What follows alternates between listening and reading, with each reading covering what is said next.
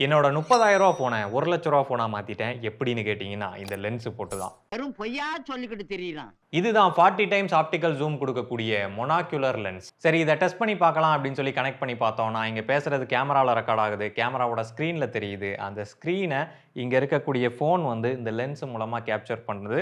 அத தான் நீங்க இப்போ ஸ்க்ரீன்ல பார்க்குறீங்க.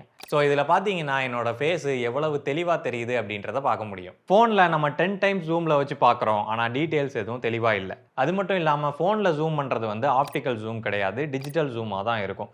ஒரு 50 மெகா பிக்சல் இருக்கு அப்படின்னா, அந்த 50 மெகா பிக்சலுக்குள்ள ஜூம் பண்ணி தான் நமக்கு அந்த ஜூம் இன் அவுட்புட்ட எடுத்து காமிக்கும். ஆப்டிகல் ஜூம் அப்படின்றது வெளியில நம்ம எக்ஸ்டர்னலா அந்த மாரி லென்ஸ கனெக்ட் பண்ணி கேமராலலாம் எடுப்போம் இல்லையா? ஆக்சுவலா தெரியக்கூடிய இமேஜையே அப்படியே கிட்ட கொண்டு வந்து காமிச்சு, அதுக்கப்புறமா ஃபுல்லா 50 மெகா பிக்சல்லையும் அந்த அவுட்புட்ட எடுக்கிறது தான். பட் இதுல ஒரு முக்கியமான விஷயம் இருக்கு. என்னன்னா, இத ஃபோனோட கனெக்ட் பண்றதுக்கு வந்து ரொம்ப பொறுமை வேணும். ஏன்னா அக்யூரேட்டா வச்சு, ப்ராப்பரா வச்சு, எல்லாம் பொறுமையா செட் பண்ணதுக்கு அப்புறம் தான் நீங்க ஒரு ஃபோட்டோவோ, இல்ல இந்த மாதிரி ஒரு வீடியோவோ வந்து எடுக்க முடியும். அண்ட் ட்ரைபாட் இல்லன்னு சொல்லி கவலைப்பட வேணாம். அவங்களே குடுத்துருக்காங்க. அது ஓரளவுக்கு நல்லா தான் வொர்க் ஆகுது. ஸோ இந்த ப்ராடக்ட் ஈஸியா கிடைச்சாலும், பொறுமை உங்களுக்கு இல்ல அப்படின்ற பட்சத்தில இந்த ப்ராடக்ட்ட வாங்காதீங்க. பொறுமை இருக்கு அப்படின்னா, லிங்க் இங்கனக்குள்ள எங்கேயாவது கிடக்கும். அப்படி இல்லைன்னா சேனல் நேம் கீழ இருக்கும். பொறுமையே பெருமை.